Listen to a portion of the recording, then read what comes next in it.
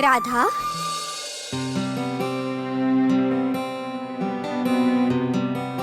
ઘરે ચાલ, માં શોધી રહી છે તને. ચાલ રાધા, તને ખબર નથી હવે રાત થઈ ગઈ છે. આ રાધા જાય? મને છોડીને? રાધાના હૃદયની વ્યથા જાણવાની છે ને મારે, એટલા માટે.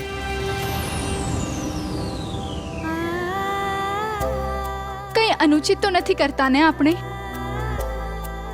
જો અનુચિત હશે તો આપણે એને ઉચિત કરી દેશું.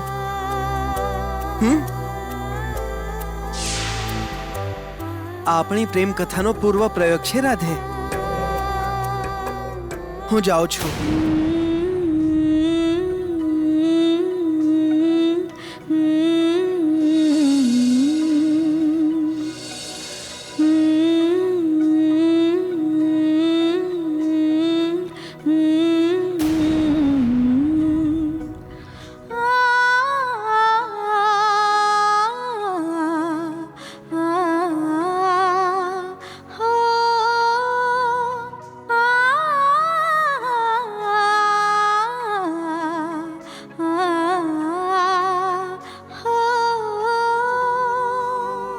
માતા ક્રોધિત તો નથી થઈ ને? અરે, કૃષ્ણની વાંસળી તારી પાસે રહી ગઈ રાધા. વાસળી મારી જ છે લલિતા. જાણું છું, કૃષ્ણ પણ તારો જ છે. હું જ કૃષ્ણ છું લલિતા. જો રાધા, પહેલાથી જ ગામના લોકો તને ગાંડી કહે છે. હવે વધુ ગાંડ પણ નહીં કર. તું રાધા છે રાધા. યદિ તને કૃષ્ણ થવાનો ભ્રમ થયો હોય તો વૈદ્યજી પાસે તારો ઉપચાર કરવો પડશે. પહેલા તો કહેતી હતી કે રાધા અને કૃષ્ણ અલગ અલગ નથી, અને હવે કહે છે તું જ કૃષ્ણ છે. પ્રેમ રોગના કારણે તારું માનસિક સંતુલન બગડી ગયું છે. ચાલ. રાધા, તારું ઘર આવી ગયું. માં ક્રોધિત છે રાધા.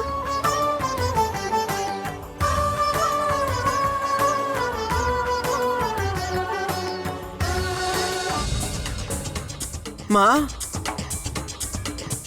માં,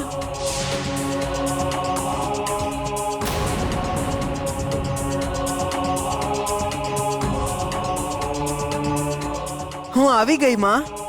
હવે વડ રાધાને. પૂછો પૂછો, ક્યાં હતી આટલી વાર સુધી? કોની સાથે હતી? શું કરી રહી હતી? આટલો સમય ક્યાં હતી રાધા? સખીઓની સાથે? ક્રોધિત થઈને પૂછ રાધાની માં, ક્રોધિત થઈને. નહીં માં, હું મનમોહન કૃષ્ણની સાથે હતી.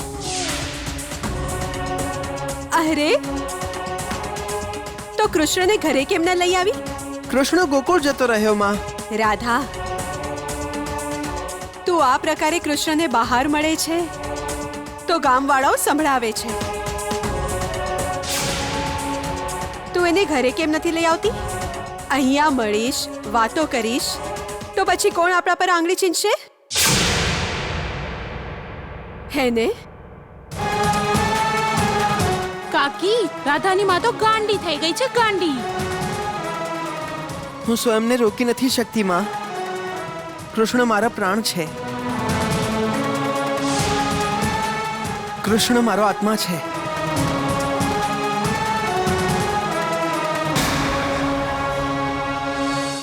કાન્હા, કન્હૈયા, કાન્હા, કાન્હા. બળરામ, કાન્હો ક્યાં છે? મૈયા, આજકાલ તો કાનો ગોપીઓના ઘેરા વચ્ચે જ હોય છે. શું? હા, જાણી જોઈને વાંસળી વગાડે છે અને ગોપીઓ આવી જાય છે પછી એમની સાથે મશ્કરી પણ કરે છે. અરે, શું થયું યશોદા? આટલું હસો છો, શું વાત છે? અરે, સારું થયું આપ આવ્યા. જોવો ને, કૃષ્ણના વાંસળી વગાડવા પર બલરામને આપત્તિ છે. એમ? નહીં પિતાશ્રી. અરે બલરામ, કઈ વાંધો નહીં, તું જરાય ચિંતા નહીં કર. જુઓ યશોદા, આપણો કનૈયો જ્યારે આવશે ત્યારે આપણે એને કહીશું કે તું બલરામ માટે વાંસળી વગાડ, ઠીક છે? હા. નહીં પિતાશ્રી, આની કોઈ આવશ્યકતા નથી. કનૈયો બાર વાંસળી વગાડે છે એ જ ઠીક છે. જો અહીંયા વાંસળી વગાડશે ને તો ગોકુળની સર્વ ગોપીઓ આવીને એના સુર પર સાપની જેમ ડોલશે, હું વ્યાયામ કઈ રીતે કરી શકીશ? ભગવાને આ બંને ભાઈઓની જોડી પણ કેવી બનાવી છે. એક ગોપીઓથી દૂર ભાગે છે અને બીજાની પાછળ ગોપીઓ ભાગે છે.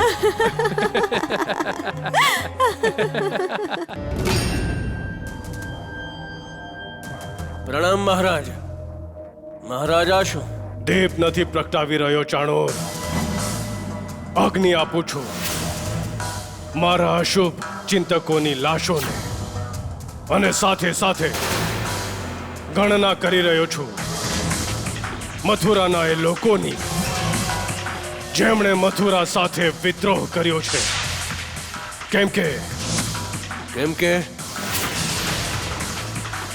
કેમ કે વિદ્રોહ દ્રોહના પાયા પર જ નિર્મિત થાય છે, અને હું નથી ઈચ્છતો કે આજ પછી ક્યારે પણ મથુરા પર વિદ્રોહનો પડછાયો પણ પડે. હું એમના જીવનના પ્રકાશને અંધકારમાં બદલી નાખીશ, જેમણે અમારી અનુપસ્થિતિમાં મથુરાના સૌભાગ્યનો ચાંદલો ભૂસવાનો અસફળ પ્રયાસ કર્યો. અને એમાંથી સૌથી પહેલું નામ છે ગોકુળના નંદરાયનું. નંદરાયનું? હા ચાણોર, નંદરાય. હું આંખોનું કામ કાનથી નથી કરતો. હું શત્રુના મનમાં જન્મ લેતા વિચારોને યથાર્થનું રૂપ ધારણ કરે એ પહેલા જોઈ પણ લઉં છું અને વાંચી પણ લઉં છું. મહારાજ, તો શું તમે પૂર્ણ ગોકુળવાસીઓને તમારા શત્રુ બનાવશો? બનાવશે પણ કંસ, અને સમાપ્ત પણ કરશે કંસ. અને આપનો સૌથી મોટો શત્રુ કૃષ્ણ?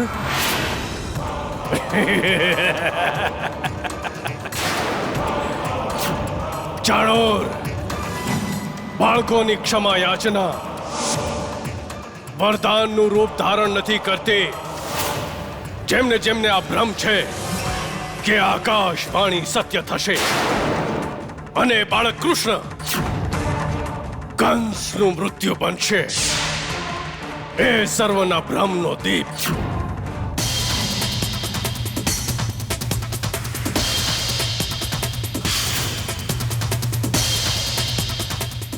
એક જ ફૂંકમાં ઓલવી નાખીશ. ઘણું જીવી લીધું કૃષ્ણ, હવે કૃષ્ણને મરવું પડશે. મરવું પડશે કૃષ્ણને.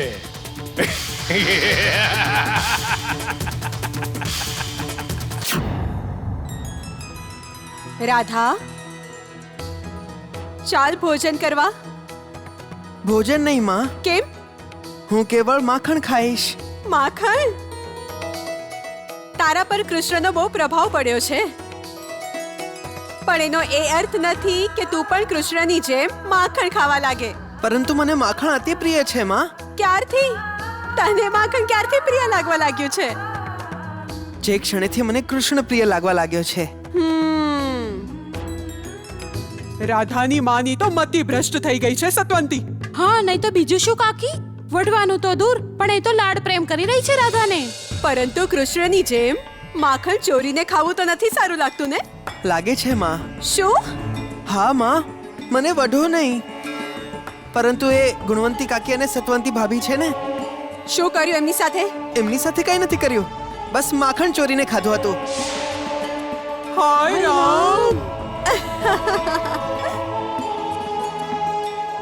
આ રાધા તો આખી ગાંડી થઈ ગઈ છે. રાધાની માં, રાધા કૃષ્ણને પ્રેમ કરે છે એનો અર્થ એ તો નથી કે એ વરસાનાના દરેક ઘરમાં જઈને માખણ ચોરી કરે. હા, ચાલો.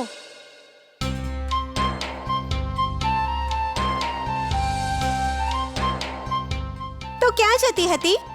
રાધાના ઘરે, રાધાને મળવા. હું પણ. કોણ જાણે કેમ આજે રાધાને મળવા મન ઉત્સાહિત થઈ રહ્યું છે. એવું લાગે છે કે રાધા પાસે બેસીને રાધાને જોતી રહું. જે રીતે રાધા કૃષ્ણને જોયા કરે છે એ જ રીતે રાધાને જોયા કરું,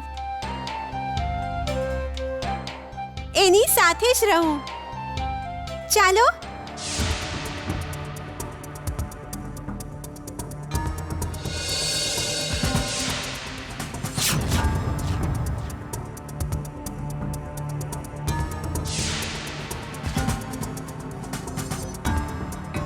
અરે આ રાધા ક્યાં જાય છે? રાધા રાડોની પાણ આટલી રાતે યદિ રાધા કૃષ્ણને મળવા જતી હશે તો આખું ગામ જાણી જશે. એનાથી રાધાની બદનામી થશે. આપણે રાધાની પાછળ પાછળ જઈએ. હા,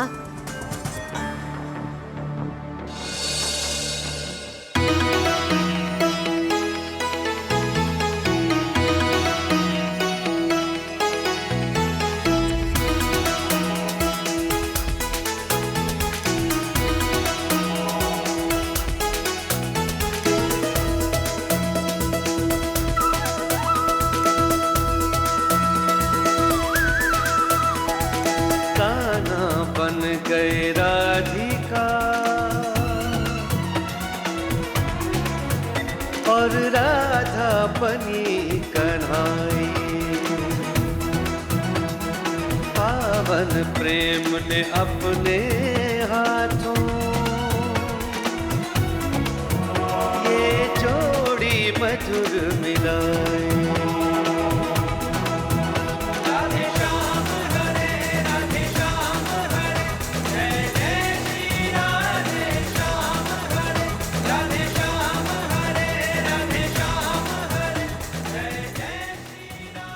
તારી પીડા હું જાણી ગયો છું રાધે.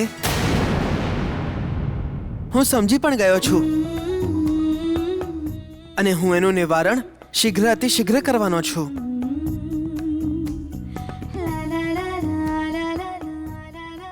આનો અર્થ છે હવે તમે મને છોડીને ચાલ્યા જશો?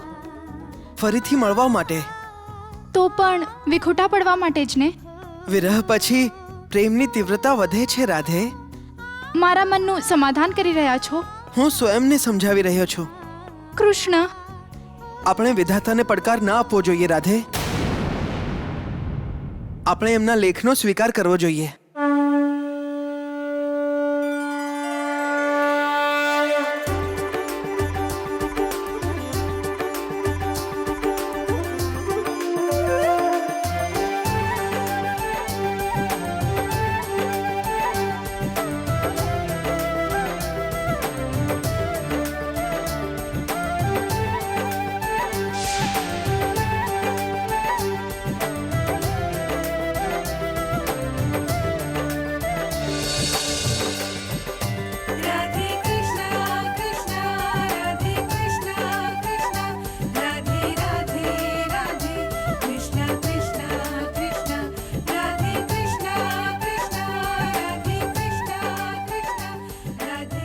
હવે વાત સમજાણી કે આપણને રાધાના પ્રતિ આટલું આકર્ષણ કેમ થતું હતું. કેમ? કેમ કે આપણે જેને રાધા સમજતા હતા એ કૃષ્ણ છે. હા, અને આપણે જેને કૃષ્ણ સમજતા હતા એ રાધા છે.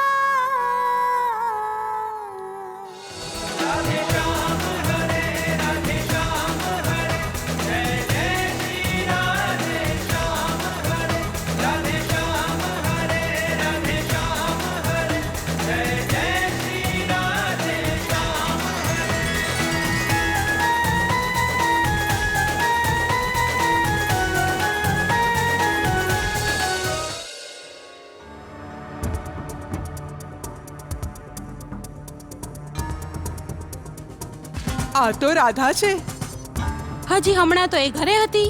અને હમણાં બહારથી આવે છે. હા. હા. રાધા આટલી રાત્રે ક્યાં ગઈ હતી? હું ક્યારની તને શોધું છું. માં, એ હું બીજે ક્યાં જાય? ક્યાંક માખણ ચોરવા ગઈ હશે બીજાના ઘરે. મેં ક્યારે ચોર્યું માખણ કાકી? તે સતવંતીના ઘરેથી માખણ નથી ચોર્યું. પણ હું તો હમણાં આવી રહી છું. તું ક્યાં ગઈ હતી રાધા? માખણ ચોરવા નહીં તો કૃષ્ણને મળવા ગઈ હશે. કૃષ્ણને મળવા. કૃષ્ણ પણ કાળો અને આ રાત પણ કાળી. સતવંતી, હાય રામ, જોઈ રહી છે રાધાની માં કેવી આંખો દેખાડે છે તમારી લાડકી દીકરી મને. આ જ સંસ્કાર આપ્યા છે ને તે પોતાની દીકરીને.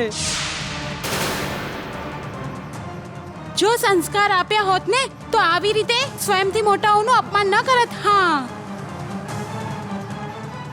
અને અંધારામાં કોઈ પારકા પુરુષને મળવા ન ગઈ હોત. કૃષ્ણ કોઈ પારકો પુરુષ નથી કાકી. એ તો મારો પોતાનો છે અને હું રાધા એની છું. હાય રામ, સાંભળે છે ને રાધાની માં તારી લાડકી દીકરીની વાતો? અરે આ શું સાંભળશે? આના તો કાન જ ફૂટી ગયા છે. આંખો તો નથી ફૂટીને, પરંતુ એક વાત ધ્યાનમાં રાખજે રાધાની માં. જ્ઞાની વિદ્વાન કહી ગયા છે, ઝડપથી દોડવા વાળો અશ્વ અને યુવાનીમાં પ્રવેશ કરવા વાળી છોકરીને સંયમમાં ન રાખવામાં આવે તો અનર્થ થાય છે, અનર્થ. હા,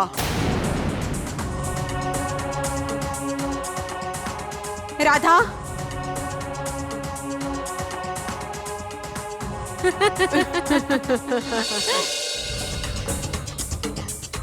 સાંભળો તો. જુઓ ને, ભોજનનો સમય થઈ ગયો છે અને કાનો હજી નથી આવ્યો. આવી ગયો મૈયા. જુઓ આપનો વાલો કનૈયો આવી ગયો. મૈયા, ભૂખ લાગી છે. એકલા જ આવ્યા છો?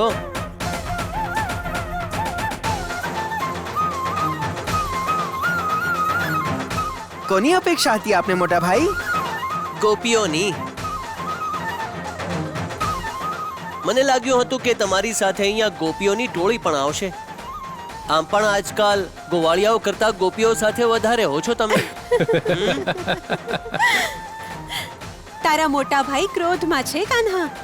મોટા ભાઈ તો હંમેશા ક્રોધમાં જ હોય છે મૈયા. કનૈયા, એટલે તેઓ ભૂલી જાય છે કે જ્યારે વાસળીની જેમ મધુર વાતો કરીએ છીએ ત્યારે કેવળ ગોપી જ નહીં, ગોપ પણ એ મધુર વાતના માધુર્યથી મોહિત થાય છે.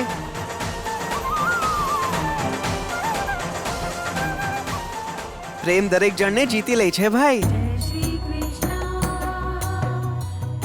પ્રેમથી સર્વને વશ કરી શકાય છે, પરંતુ ક્રોધથી સર્વ કોઈ દૂર રહે છે ભાઈ.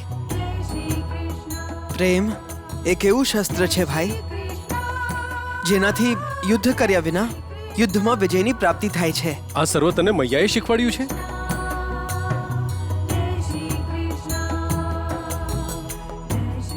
મોટા ભાઈ, હાથમાં ગદા ના પકડો, વાસળી પકડો અને પછી જુઓ, ગોપીઓની ટોળી તમારી સાથે હશે. મારો ઉપહાસ નહીં કર નાનકા. મારામાં આટલું સાહસ ક્યાં મોટા ભાઈ? તમે મારા મોટા ભાઈ છો મોટો ભાઈ. અને તમારા હાથમાં ગદા પણ છે. પરંતુ મોટા ભાઈ, શું વાસળીનો અવાજ તમને સારો નથી લાગતો? મને તો આ ગદાનો અવાજ સારો લાગે છે કાના. પરંતુ બલરામ, ગદાનો અવાજ ક્યાં હોય છે? મૈયા, પરંતુ હું જ્યારે આનો પ્રહાર કરું છું ત્યારે જે અવાજ આવે છે ને એ મને ગમે છે. પરંતુ તમે પ્રહાર કઈ રીતે કરો છો ભાઈ? આ રીતે.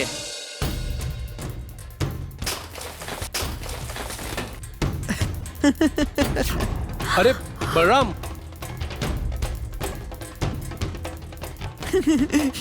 મૈયા,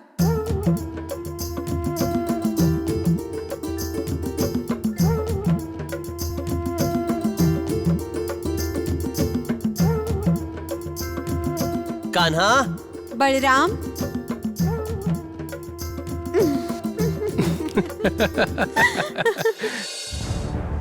ઋષિ, અમારી ઉપસ્થિતિમાં કોઈ કેશનીનું કલ્યાણ ન કરે એવું કોણ હોઈ શકે છે આ પૃથ્વી પર? સ્વયં આપ મથુરા નરેશ મહર્ષિ. મહારાજ, મહર્ષિ આપણા ગુરુ છે, આદરણીય છે. તો પછી રાજભવન કેમ આવ્યા છે? આપનું માર્ગદર્શન કરવા મથુરા નરેશ. મહર્ષિ, અમારું બળ, અમારું સામર્થ્ય, અમારું શૌર્ય અને પરાક્રમ અમારા માર્ગદર્શક છે. અમે જે માર્ગ પર પગ મૂકી દઈએ એ માર્ગ અમારો થઈ જાય છે. કદાચિત એટલે જ આપ વિનાશના માર્ગ પર ઉભા છો મથુરા નરેશ. મહર્ષિ ગર્ગ, અહંકારના કારણે તમારી બુદ્ધિ ભ્રષ્ટ થઈ ગઈ છે મથુરા નરેશ. સાથે સાથે ચાણૂર જેવા તમારા અમાત્ય તમારો અનુચિત માર્ગદર્શન કરે છે, જેના કારણે તમે સત્યના માર્ગેથી કોસો દૂર ચાલ્યા ગયા છો. મહર્ષિ ગર્ગ, તો તમે જણાવી દો કે સત્ય શું છે અને સાચો માર્ગ કયો છે. શ્રી કૃષ્ણ પરમેશ્વર છે, એ જ સત્ય છે. તમારો શ્રી કૃષ્ણના હસ્તે સર્વનાશ થવાનો છે, એ જ સત્ય છે. જય શ્રી